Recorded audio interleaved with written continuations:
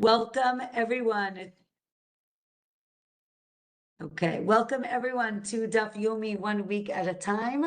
This is Masechet Chullin, and today is our 15th class in this Masechet, and we're going to be reviewing Daf 98 through 104. So the truth is today's Daf is 105, but we'll do it next week. I wanted to save it for next week. Okay, so Daf 98, we were in the middle of talking about things that are cooked together, primarily things that are forbidden with things that are permitted. And we discussed nullification. In Hebrew, what's called bitul or bitul. And we discussed, can things become nullified, meaning that it's as if they aren't there. We also spoke about things that have flavor versus things that don't have a flavor. So we were discussing on Daf 98, let's say you have kosher eggs that were cooked with non-kosher eggs, right? You're boiling up eggs. So if the non-kosher egg gave a flavor to the kosher egg, so then you can't eat any of the eggs. The Gemara says, actually, wait, what are you talking about? Actually, the case really is eggs. Now, we're used to when you buy eggs, they're just eggs that we eat, right? Unfertilized eggs. But now the Gemara says, no, we're talking about eggs that have chicks inside. So that would give off a flavor, I guess. I don't know. I have not boiled those. So those apparently, right, it makes sense that they would give off like a chickeny flavor. That would be problematic. Let's say you have a kazayit, right, an olive amount of fat, again, chelev, fat, which is prohibited, that fell into meat that was permitted. So now you have to calculate, again, the ratio. Remember, we talked about a 60th, 1 in 60. In Hebrew, we say batel b'shishim, right, or batul b'shishim, right, which means it gets nullified in 60. What does that mean? That if it's less than a 60th of the entire thing, so then it's as if it's not there, right? So if a drop of milk fell into your huge pot of chicken soup, it actually is okay. It becomes nullified because there's a minute amount and it becomes nullified. So again, obviously you can't do it on purpose, but if it happens accidentally, it could become nullified. So now the question is, how do we calculate this 60? So one opinion is we calculate the meat that's in the pot. Remember, we have fat that is prohibited, meat that is permitted, and another thing that one opinion is that we also count the flavor that's absorbed in the pot. Now, again, depending on the pots you have, right? So again, if you have like a regular metal pot, and we'll discuss the flavor that gets absorbed, right? Think of if you have like a earthenware or a clay pot, right? Or right, the flavor gets kind of sucked into or absorbed into the wall. So maybe that also gets counted in the 60th. The Gemara says, no, another opinion is you only count what's in the pot. Meat, fat, do the calculation.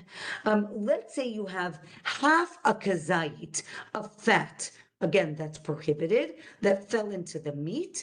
So maybe you only need a 30th. Remember, again, if a kazayit is nullified by 60, maybe half a kazayit gets nullified by 30. So the Gemara says, no, there's no such thing as half a measure, meaning it's nullified by a 60th. It doesn't matter how much fell in. You always need a 60th. Okay, now what does it mean a 60th? Does it mean that if you have this kosher egg, let's say you have a non-kosher egg with 60, you have one non-kosher egg with 60 kosher eggs. Would that be permitted? Or do you need 61 kosher eggs and one non-kosher egg, right? So when I say a 60th, is it 1 out of 60, or maybe you need 61? Another opinion is maybe you even need 62 because it's not enough. The 61, maybe you need one more, right? The Gemara tells us 45, 43, 30, none of those things become nullified. You need 60. Then the Gemara tells us that all prohibited things are nullified in 60, right? Again, if the permitted thing is 60 more than the prohibited thing, so then it becomes nullified. Or maybe you need 100 times, not 60. So we actually learned this from the Nazir, the foreleg that the Nazir gives to the Kohen, right? So there you cook everything together. And then, right, one opinion is you cut it up. Another opinion is it's whole. One opinion is you cook it separately. Another opinion is you cook it together. But again, what's the idea? That if you have the meat, and you have, let's say, meat and bones, you need 1 in 60. But if you have meat versus meat, meaning the meat that you can eat versus the meat that the Kohen is going to eat, so then you need 1 in 100, right? And we've learned other ratios or other numbers we've learned as well. Okay, Rabbi Yehuda says, and we've seen this before, that if you have two of the same things, right? So if you have a piece of meat that's kosher with a piece of meat that's not kosher, so then, right, or wine and wine, right? If it's the same thing, the same mean, so then it never becomes nullified. It doesn't matter if it's 1 in 60, it never becomes nullified because it's the same flavor. And therefore, again, this is according to Rabbi Yehuda. Not everyone agrees with that. Okay, right? And biblically, according to the Torah, you only need a majority, right? Again, majority, 50, 51, that's not 60, that's not 100, right? So it's interesting to see where the source, right, from the Torah is only a majority. Okay, they used to teach that it's about flavor. The principle is in Hebrew is called ta'am ki'ikar. The ta'am, the flavor, is what is important, the flavor is like the substance, right? What does that mean? If you taste it, even if it's, let's say, not even there anymore, right? You know that if you make chicken soup and you take the chicken out, it still tastes like chicken soup, right? And then the chicken flavor is like having chicken in it, even if you took the chicken out. And therefore, if you can taste the prohibited thing, it might still be prohibited, right? When we're talking about the world of the sacrifices of kodshim, so if you can taste the thing that you're not allowed to eat, it's prohibited. But here, when we're talking about regular, right, not sacrificial meat, but regular meat or regular things that are prohibited, even if you could taste it, as long as it's nullified by 60, it might be okay. All right, Daf 99 tells us that again, this idea of the flavor being what is important is based on the korban chatat, the sin offering, right? Again, if you can taste it, then it is problematic. Okay, let's say you cooked truma with regular food, right? Chullin. So remember again, chullin means food that you and I can eat. Truma is food that only a kohen, only a priest can eat. Let's say you cooked it together. If the truma thing that you cooked gives flavor, so then it is not nullified. If it does not give any flavor, so then it's nullified. Again, maybe in 60, 1 in 60, or maybe 1 in 100. Okay, and from here, because we're talking about substances that are prohibited, let's say, to some people. So now the Gemara talks about seor, right? Seor, which is basically what we call sourdough starter now, right? Like it's a leavening agent.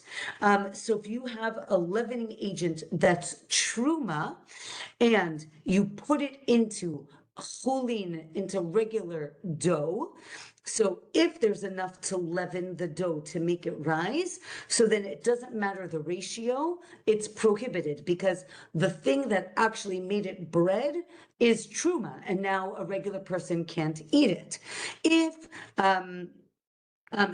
it's not enough to leaven the dough, so then if it's again more than 100, if it's more than 100, it's still prohibited because seor is very strong. So as we see, not all the amounts of nullification are the same. We originally thought, oh, it's all 60. We say no. Some, again, it really depends what it is. If it's something that's very sharp, so then it needs maybe 1 in 200.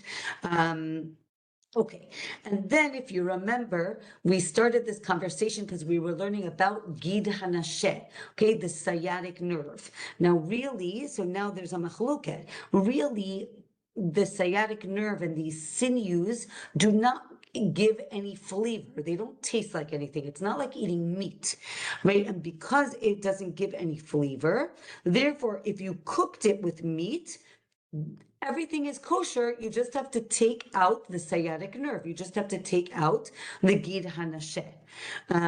Let's say, however, you cooked the haNasheh, right? Again, the sciatic nerve with other tendons, other sinews. Why you're making sinew soup, I don't know, but let's say you are. And now you can't tell the difference, what's there. So then,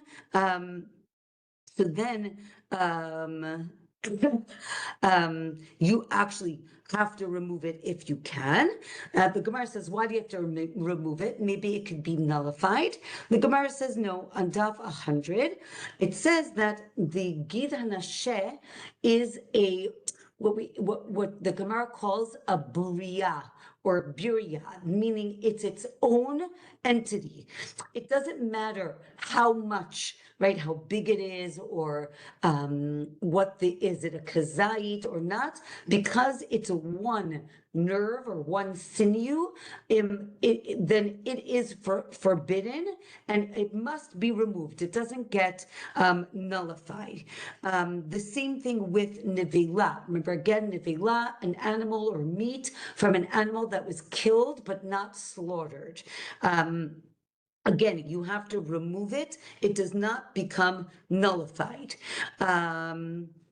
Okay, so the Gemara says that, let's say with fish, again, if it adds flavor to the gravy and the sediment at the bottom and the other fish, so then it is problematic.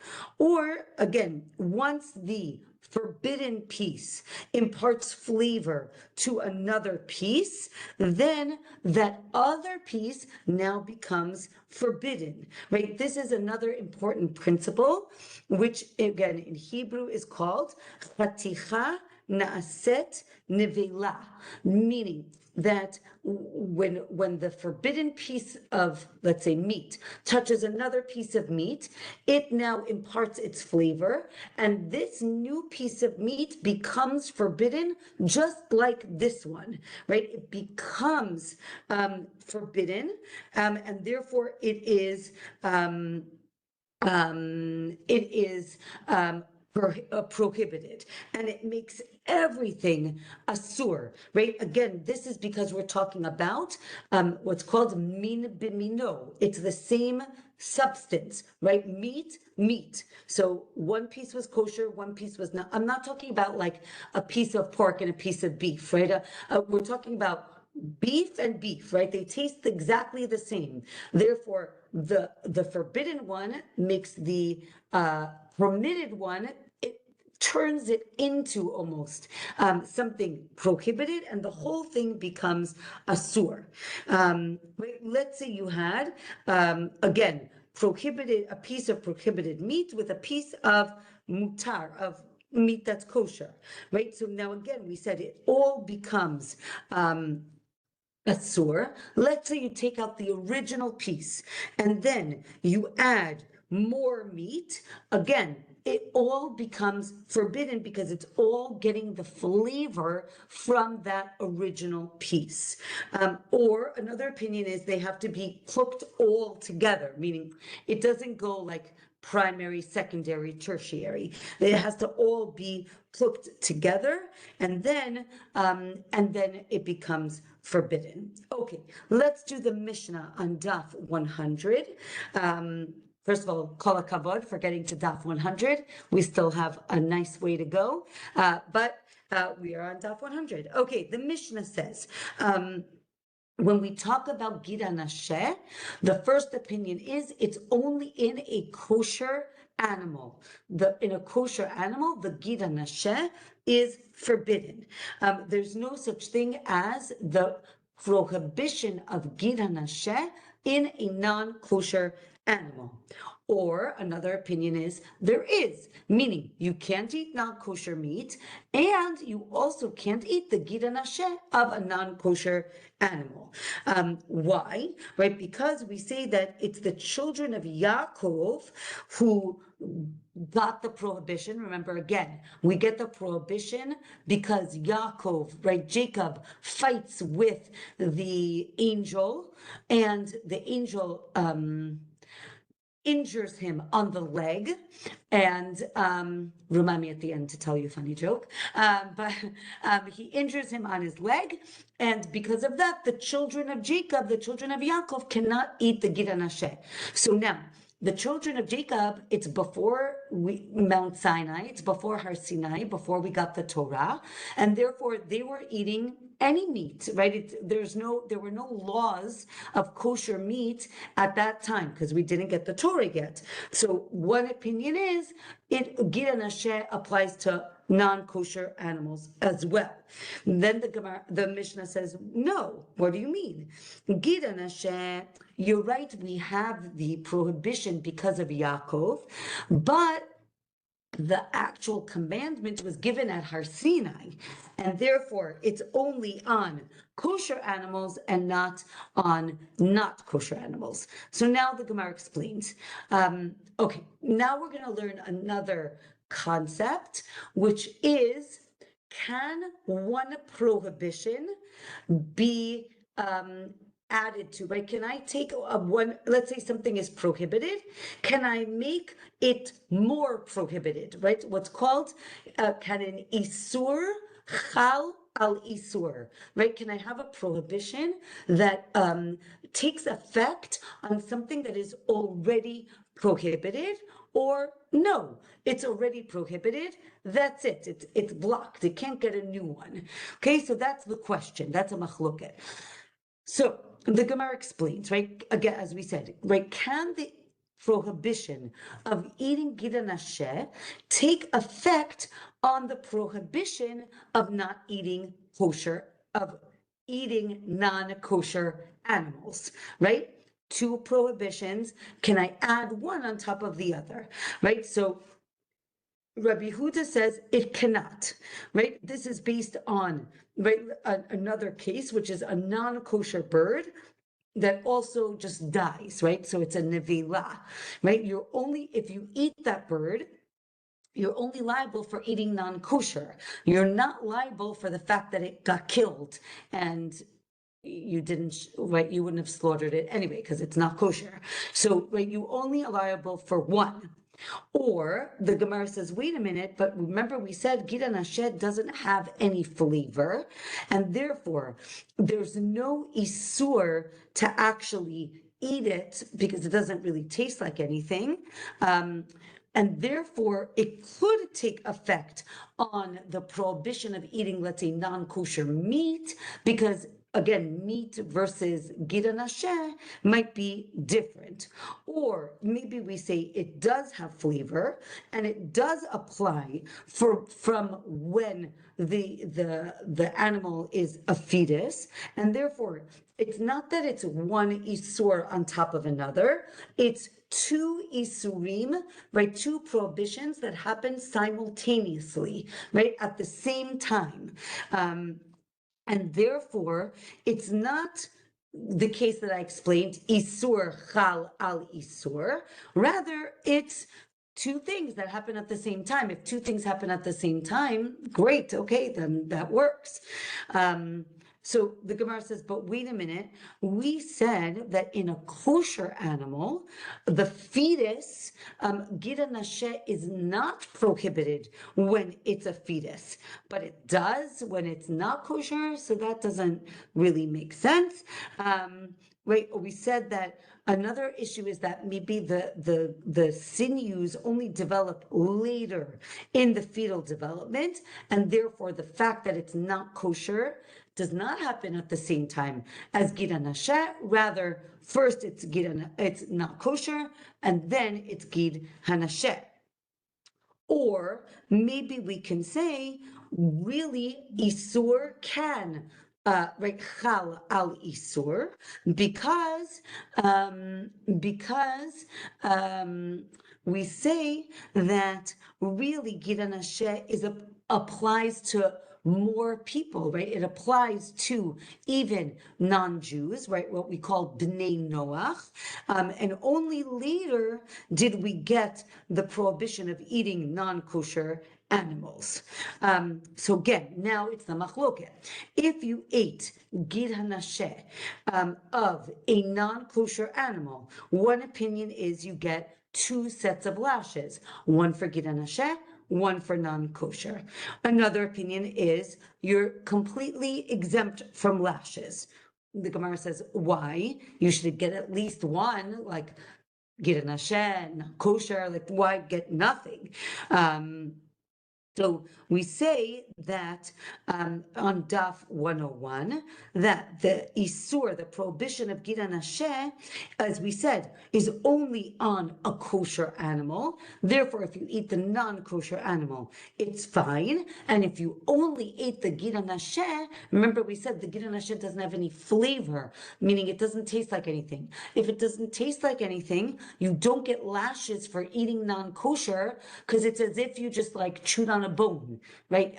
You could chew, I don't know, maybe I have a son who likes to do that. So maybe it does have a flavor, but think about chewing something that doesn't have any flavor. So maybe you wouldn't even be liable for eating non-kosher because you didn't eat non-kosher, right? You just chewed on something. Let's say you ate the haNasheh of a nevela, again, a kosher animal that died, right? Let's say it was hit by a car, and now you're eating the haNasheh of this kosher animal, but it's a nevela. You get two sets of lashes, again, for nevela and haNasheh, or maybe you only get one. Which one? Let's see. So the Gemara says, no, everyone agrees that if you eat the haNasheh of a sacrifice, right, of an olah that you're not supposed to eat, then you get two sets, right? Why? New principle, a lot of principles in this Masechet. The next principle is what's called isur kolel. Again, isur is prohibition.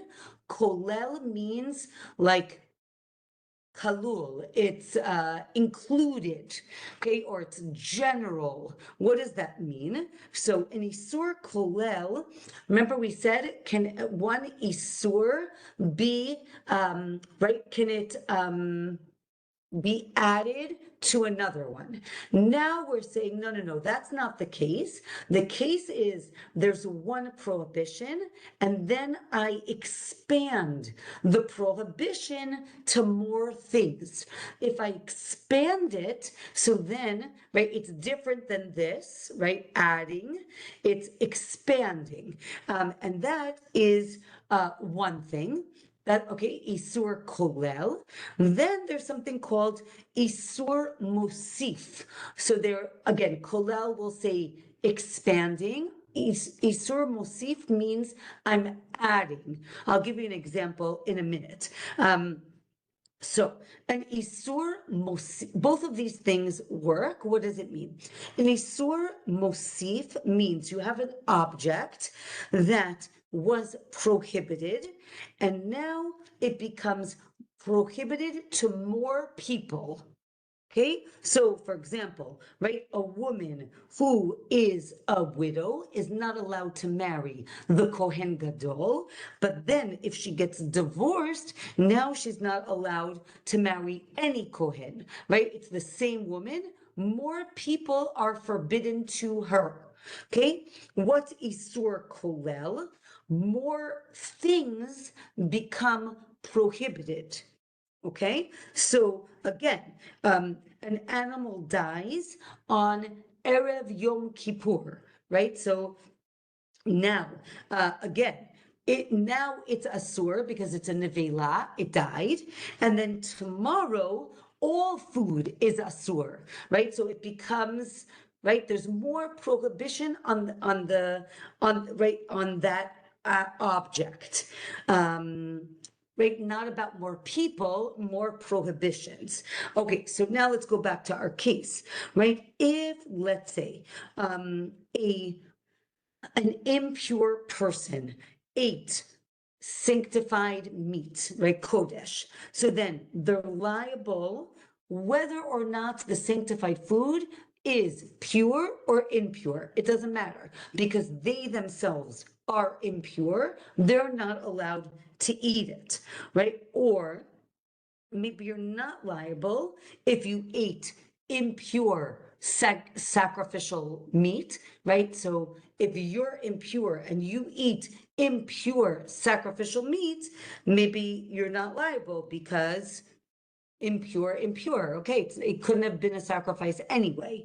Or no, meaning if the person becomes tameh, right, impure, before the food became impure, so then the prohibition, remember again, let's say it again, a person becomes impure, becomes tameh. They're not allowed to eat the sacrifice. Right now, so they're already not allowed to eat the sacrifice. Now the sacrifice becomes impure, right? It's now, right, more prohibited, we would say, right? It's if you can say that.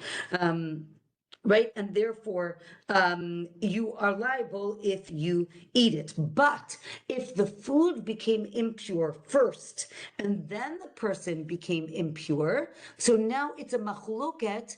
Is it an isur kolel, right? We expanded the prohibition, or maybe not, right? And again, is one thing more stringent than the other? Right, so like let's say Yom Kippur that falls out on Shabbat. If you did a melacha, right, you did work, so you're liable for two because you transgressed or you desecrated Shabbat and Yom Kippur, or maybe you're only liable one, right? So if you again, then the Gemara talks about if you did it on purpose or if you did it by accident, that would be a distinction. Okay, but haNasheh, right? So now remember we said haNasheh was given to the Jewish people. So it says it was given to Bnei Yisrael. Now, this is, I mean, it's all interesting, but I think it's very interesting because we usually use the term Bnei Yisrael to mean the nation, right? The children of Israel, which means the nation of Israel, right? But really, what does Bnei Yisrael mean? The children of Yisrael. Who's Yisrael? Yaakov. So does it mean when it says haNasheh was given to Bnei Yisrael, was it given to the children of Yaakov, meaning in that generation, or to the nation of Israel, right? Was it given on Har Sinai, or was it given in Breshit, in Genesis, right? Did it start with the children of Yaakov, or did it only start when the Jewish people left Egypt and got the Torah at Har Sinai? Again, right? Is it when Yaakov fought with the angel, or when we got the Torah at Har Sinai? Okay, that is that. Now we're going to talk about Ever min hachai, right? Ever min hachai, eating the limb of off of a living animal. Okay, like you pull off a leg and you eat it. That is, it is forbidden to do, and it is for animals, domesticated wild animals or birds, again, because it was given to Noah, meaning even non-Jews have the prohibition of eating ever min hachai, right? A limb from a living animal. It applies to kosher animals and non-kosher animals, or maybe only kosher animals, right? That's the question. There's a verse, right? The verse says that right, in Hebrew it says, Dam hu hanefesh. The blood is the soul of the animal, and you cannot eat meat with blood, right? And the idea is that if you pull a limb off of a living animal, it's dripping with blood. Now, Daf 102 tells us it only applies to animals that you can't eat their blood, which is basically all animals, kosher and non-kosher. Or maybe, as I said before, no, it only applies to kosher animals and not to non-kosher animals. Again, and the same thing like we said before, maybe the prohibition of ever min hachai is added on to the prohibition of eating non-kosher, right? And then we said, actually, it's a machloket. Right, the machloket is only for Jews, but for meaning if a Jew eats the limb from a living non-kosher animal, that's a machloket. But for non-Jews who are allowed to eat non-kosher, everyone agrees that they are not allowed to eat the limb of a non-kosher living animal. Okay, next. Now, the Gemara tells us that you need to eat a kazait, not you need to. If you eat a kazait, an olive amount of ever min hachai, then you're liable, even if the whole, even if you eat the whole limb, because it talks about the concept of achilah, of eating. And in the Gemara, if it has the word achilah, the prohibition is to eat, so then it's a kazait. You have to eat at least a kazait. But the Gemara says, really the limb, right? So again, the chicken leg is, now we're going to see, how do we define that it's a kazait? Is it that it's a kazait of the meat? Or maybe it's also a kazait of, right, whatever makes up the limb, the meat, the bones, the skin, the tendons, right, all of it. But you do not get lashes for that. Only if you ate a kazait of meat, then you would get lashes for that. Right, now let's say you ate a living kosher bird. Okay, you would be liable for any amount. If it's dead, you would have to eat a kazait to be liable. And if it's a non-kosher bird, whether it's alive or dead, eating any amount, you would be liable. So then the Gemara says, really, what does it mean, any amount? Any amount of meat, but the whole thing still needs to be a kazait. Bones, the bones, the tendons, all are included in measuring a kazait, right? Let's say you took a whole kosher bird and you ate it alive, by the way. I don't know why you do any of these things. And let's say all of that is less than a kazait.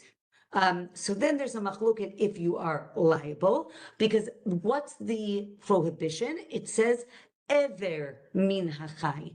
An ever is a limb, the limb from a living animal. Now, a whole animal, now here's the machloket, is a whole animal many limbs together, right? Two polkas, two wings, right? Is it a lot of limbs together? Or do we say no? A limb means you pulled off a polka, right? You pulled off the drumstick, and a whole bird is not. It's a whole bird, and therefore you would not be liable. So that's the machloket. So then we say, do we go according to how every person looks at this bird, right? So are you looking at the bird as, oh, it's like 4 yummy pieces that happen to be all connected, and therefore it's subjective? Or do we say, no, it's a whole bird, so therefore you would not be liable? Okay, then the Gemara says that there's 2 verses that teach 3 different prohibitions. One is about ever min hachai, eating the limb of a living animal. The other is about eating blood, and the third is about not eating a treifa. Remember, an animal that's going to die. And then depending how you understand and you interpret the verse, you would be liable for either 1 or 2 prohibitions based on how you understand the verse. Okay, Daf 103.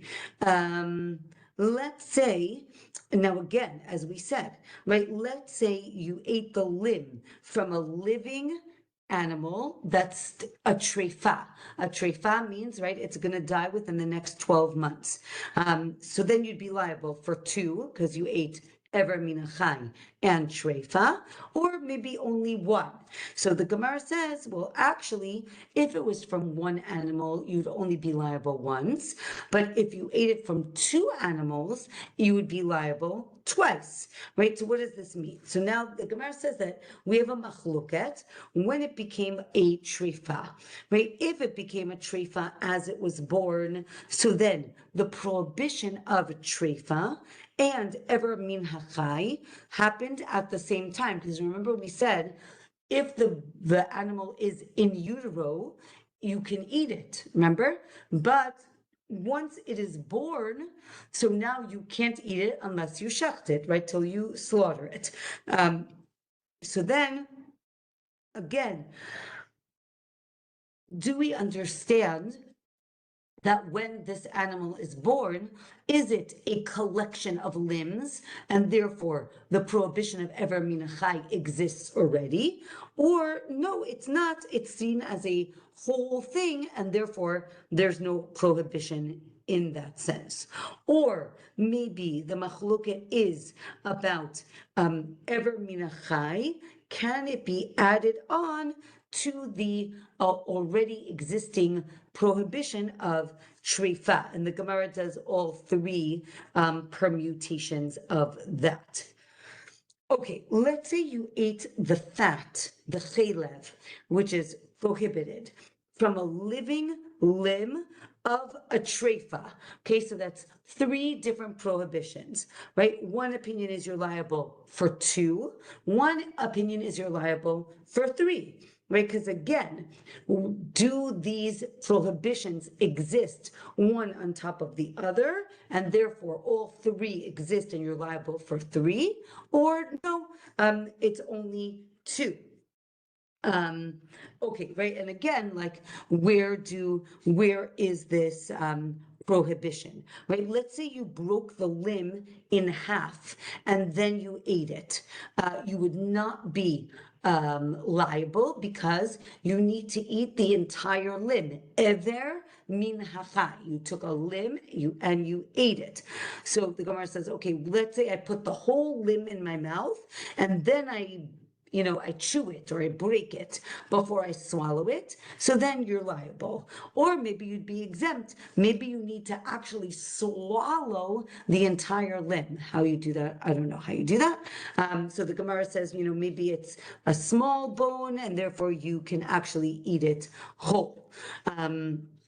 What about, right, when we talked about you need a kazait, does it mean a kazait? Does it include things that are in between your teeth, right? If you finish eating, you have steak between your teeth. Maybe it's included, maybe it's not. What about the things that are, right, do we exclude what's already in your throat? Or do you include it? Let's say, now it's going to get a little graphic. Let's say you ate half a kazait and then you threw it up and then you ate another half a kazait. Is it that together you ate a whole and therefore you're liable? Or no, because one of them never made it into the digestive system? What if you ate a half, you threw it up, and then you ate the same half? Did you now eat a whole or not?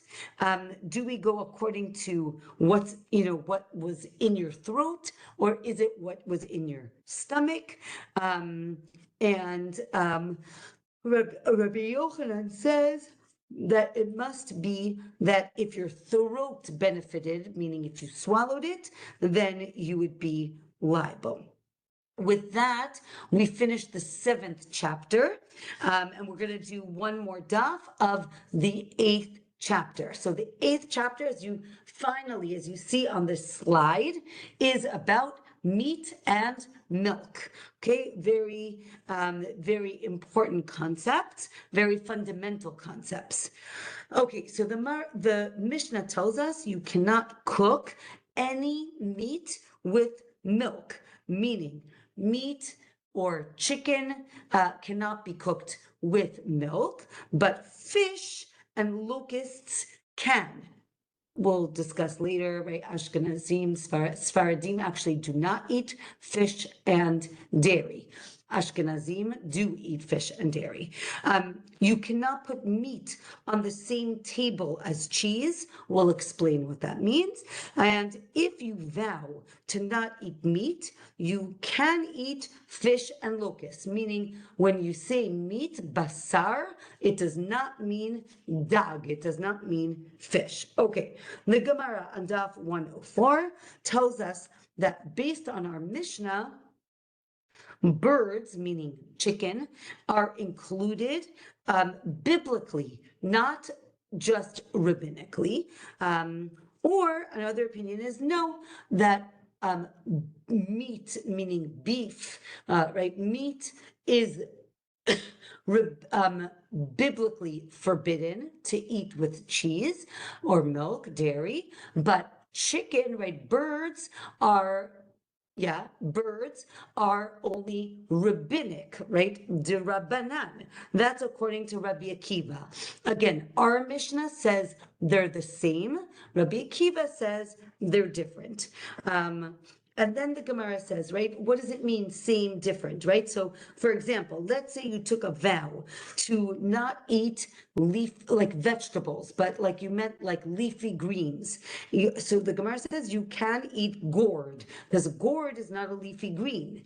Or no, right? right? Maybe you cannot, right? Rabbi Kiva says you cannot eat a gourd, meaning it's considered a vegetable, right? And there's a machluket on how people see, right? When you say vegetables, what did you mean, right? What does it include, right? Does it include this gourd or not, right? So then we say, let's understand the Mishnah differently. When it said all meat, so all meat is prohibited, but some of it is deoraita, based on the Torah, biblically, and some of it is derabanan, right? Some of it is rabbinic. So then the Gemara says that if it's rabbinic, so then how can you say that not only is it forbidden to eat it together, you You're in can't and even out. put it on. What? Oh, scared me. Okay, you could still hear me? Great. Okay, so we say that, I lost my train of thought. Okay, if we're gonna say that eating bird, right, chicken, I'm just gonna say chicken, but it means any kosher bird, right? So let's say if we say that you can't eat chicken with milk, or dairy, and it's only rabbinic, then how can we say that the rabbis not only made that decree, but made another decree on that and forbid it to be together on the same table? Generally, we don't make what's called gzeira al gzeira. We don't do one prohibition on another prohibition if it's rabbinic. If it's from the Torah, if it's biblical, deoraita, you can then have a rabbinic prohibition on top of that. But if it's just rabbinic, so then you generally we don't see two prohibitions, one on top of the other. So the Gemara says, no, it is, we do have this, we have the same thing with challah, right? Again, challah, I don't mean the bread you eat on Shabbos. I mean challah that you remove, that's only eaten by the Kohen, right? When we take challah, that is treated like truma, and in Eretz Yisrael, it's biblical. You're not allowed to eat it. Outside of Israel, it's only rabbinic. And we say that if, let's say, you bring it into Israel, you can't put it on the same, right? You treat it like truma, because again, we're concerned that you might confuse it with the deoraita, with the Eretz Yisrael challah. So therefore, the Gemara says, wait a minute, that's different than basar and chalav.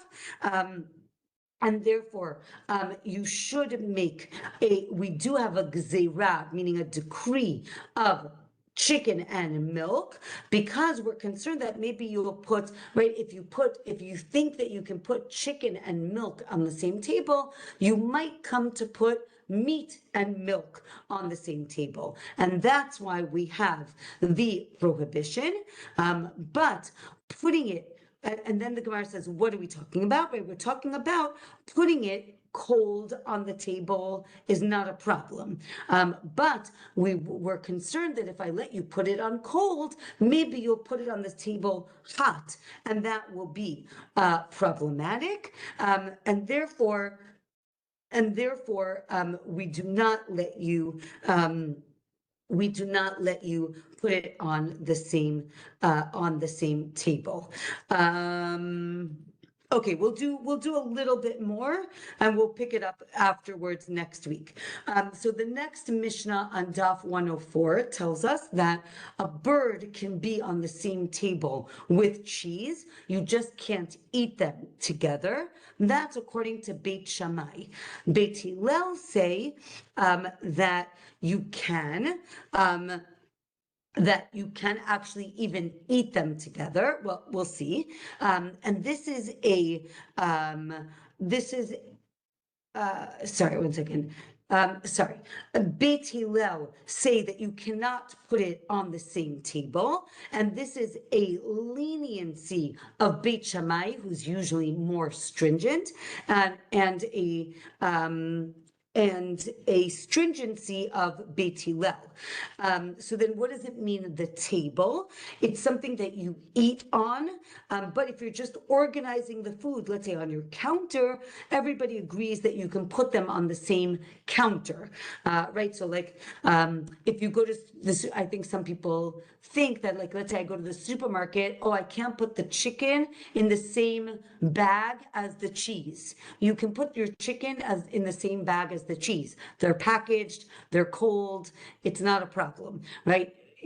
Obviously you shouldn't cook, you're not allowed to cook them together, eat them together, but to put them in the same bag when they're cold and covered, it's fine. So now the Gemara discusses, right? Maybe they're only arguing about putting it on the same table. Maybe the Gemara says they're arguing actually about eating them together. And the Gemara says, no, that's not what they're arguing about. They both agree that you cannot eat chicken with dairy. And right, again, chicken with dairy. So the Gemara says they can be eaten one after the other, and you don't need to wash your hands between them. But meat and cheese, you do need to wash your hands between them. And the Gemara says maybe we're talking about at night where you don't know what's on your hand, and therefore you have to be careful. And next week we're going to talk about washing hands, and really what the Gemara meant was having dairy first and then meat, and what you have to do if you have dairy first and then meat. Obviously, if you have meat first, you cannot eat dairy right afterwards. And next week we're going to talk about how long you need to wait and why you need to wait and all of those things. Okay. Questions, comments. Also, Chodesh Tov. I can't believe it, but it's Rosh Chodesh Elul, which is crazy, which means Rosh Hashanah is in 1 month. Okay, yes. Questions, comments. Whenever there's a prohibition, it's because it's existing, and we're always trying to differentiate ourselves from idolaters. Now, I know that Sinai marks the time when the blood became important. What are we arguing?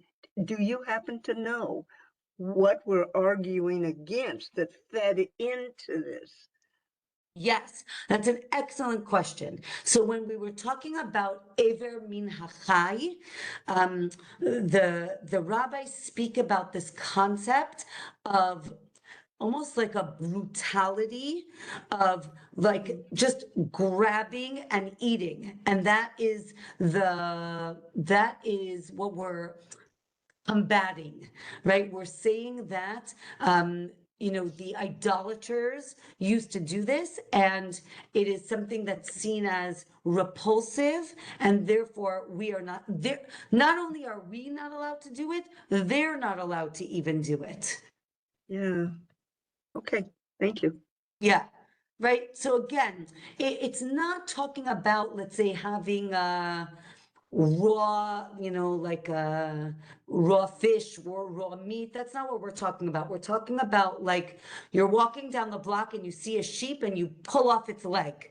Like it's this brutality People did of that? like, that's Ever Min HaChai. Ever Min HaChai means you pulled something off of, right? You pulled a limb off of a living animal. Like it's ridiculous.